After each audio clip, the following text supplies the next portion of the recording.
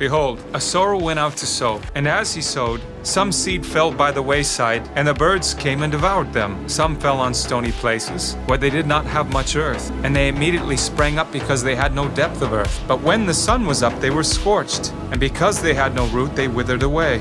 And some fell among thorns, and the thorns sprang up and choked them. But others fell on good ground, and yielded a crop, some 100-fold, some 60, some 30. He who has ears to hear, let him hear.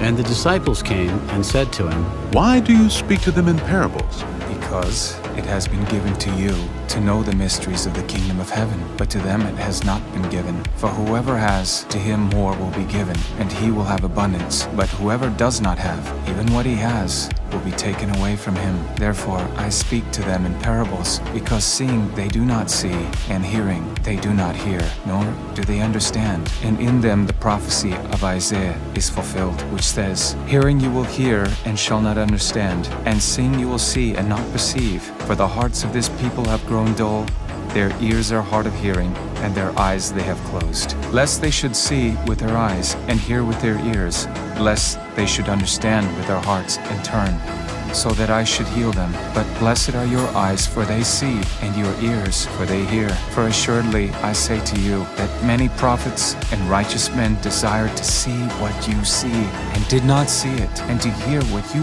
hear, and did not hear it. Therefore hear the parable of the sower. When anyone hears the word of the kingdom and does not understand it, then the wicked one comes and snatches away what was sown in his heart.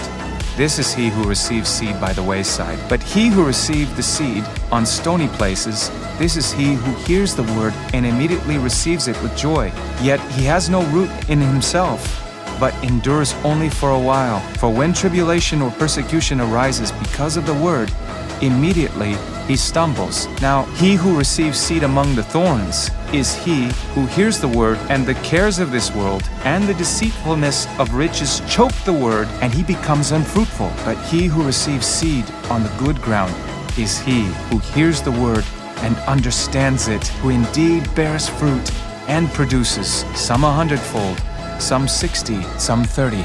The kingdom of heaven is like a man who sowed good seed in his field. But while men slept, his enemy came and sowed tares among the wheat and went his way. But when the grain had sprouted and produced a crop, then the tares also appeared. So the servants of the owner came and said to him, Sir, did you not sow good seed in your field? How then does it have tares? He said to them, An enemy has done this. The servants said to him, Do you want us then to go and gather them up? But he said, No, lest while you gather up the tares, you also uproot the wheat with them. Let both grow together until the harvest. And at the time of harvest, I will say to the reapers, First, gather together the tares and bind them in bundles to burn them, but gather the wheat into my barn. The kingdom of heaven is like a mustard seed, which a man took and sowed in his field, which indeed is the least of all the seeds. But when it is grown, it is greater than the herbs and becomes a tree, so that the birds of the air come and nest in its branches. The kingdom of heaven is like leaven, which a woman took and hid in 3 measures of meal till it was all leavened. He who sows the good seed is the Son of Man. The field is the world, the good seeds are the sons of the kingdom, but the tares are the sons of the wicked one. The enemy who sowed them is the devil. The harvest is the end of the age, and the reapers are the angels. Therefore, as the tares are gathered and burned in the fire, so it will be at the end of this age. The Son of Man will send out his angels, and they will gather out of his kingdom all things that offend, and those who practice lawlessness, and will cast them into the furnace of fire. There will be wailing and gnashing of teeth. Then the righteous will shine forth as the sun in the kingdom of their Father. He who has ears to hear, let him hear. Again, the kingdom of heaven is like treasure hidden in a field, which a man found and hid, and for joy over it, he goes and sells all that he has and buys that field.